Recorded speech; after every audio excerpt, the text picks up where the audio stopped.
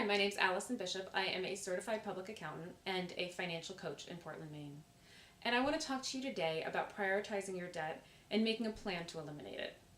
Debt can be kind of a tough topic to talk about because it's just something people don't like to think about. It's not a pleasant thing. And to complicate it, there can be a lot of emotions swirling around with regards to debt. But if you can sort of check those emotions at the door, it's actually not that difficult to make a plan to get rid of your debt. It's not very complicated, and it's really sort of just a lot of common sense. So the first thing you need to do is put together a list of all your outstanding debts, and that needs to include the balance that you owe, the interest rate, the minimum payment that you owe every month, and it's useful also to know what the length of the term on your loan is, if it's the sort of debt that has a specified term. So you add those all, and I'm going to use this hypothetical situation where I have 3 credit cards. I'm not going to write the interest rates because I actually don't have a lot of space here, but my 3 credit cards all have a 21% interest rate. My first one I owe $2,800, and my minimum payment every month is $28. And you'll find that often the minimum payment for a credit card is about 1% of the balance, which, just so you know, is probably not going to even cover the interest for that 1 month. So credit card number 2, I owe $4,000, and I pay $40 a month. And credit card number 3, I owe $7,500, and I'm paying $75 a month on that. And then I also happen to have a loan from my cell phone provider for $600. I pay 8%, and every month I pay $45. So the next step is to add all this up and to see how much you actually owe. Obviously, this can be sort of a painful step for people, but if you don't really know what you're facing, it's difficult to make an effective plan to eliminate your debt. So in this situation, I owe $14,900, and my minimum payments every month add up to $188. So I'm already putting almost $200 a month toward my debt. So, and I wanted to say that this doesn't include mortgage debt. Mortgage debt is sort of different in my book. It's very low interest. It is even tax deductible. And unless the rest of your financial house is in really good order, let's say you have a very robust emergency fund, your retirement savings is really on track for your age, and any other financial responsibilities that you've got or that you foresee in the future are sort of taken care of. If that's the case, then absolutely prepay your mortgage, or consider prepaying it. But it doesn't really belong here, where this is sort of more of a crisis situation. We're trying to get out of debt. And then car loans, for this purpose, you can include car loans here. The reason that I might not is because they're also very low interest loans, but they also should be short-term loans. So they should be, let's say, 3 or 4 years, definitely not more than 5 years. And if that's the case, and the payment every month isn't really burdensome to you, if it's manageable, then just keep paying your car loan and pay it off in 3 or 4 years. If you have no other debt, then yeah, could definitely consider paying your car loan. Pay more every month.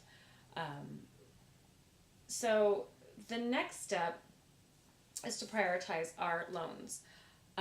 And we prioritize them by interest rate, with the highest interest rate first at the top. We're going to pay that one off first.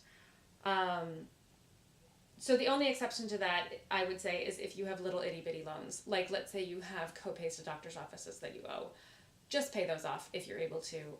You don't need a list of 25 loans. Get it down to the big ones. And then the other thing is, within my credit cards, I said these were all about the same interest rate. So I'm putting the smallest one at the top. And the reason for that is psychological, because that one's going to be paid off quicker than any of the others would. And hopefully the psychological effects of that will motivate me to keep going with this plan. And maybe even if I were to get a raise or get some more money, to put more money toward my debt and watch it even get paid down quicker. My list happens to be pre-prioritized in order of interest rate. These 3 are all 21%. This is 8%. And what you might find in yours is that you'll have probably credit cards at the top with interest rates of maybe 19 to 21%, maybe 23%. Then perhaps student loan debt, which carries interest rates in like the 3 to 12% category. And if you have car loans, maybe those at the bottom with 3 to 5%.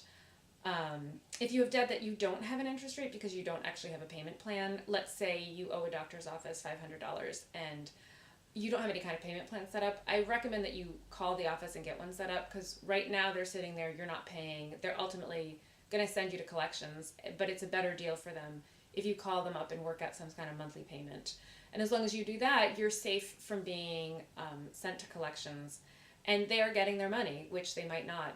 They would only get a few cents on the dollar if they actually did send you to collections. So they're motivated to work with you on a payment that you're going to be able to afford.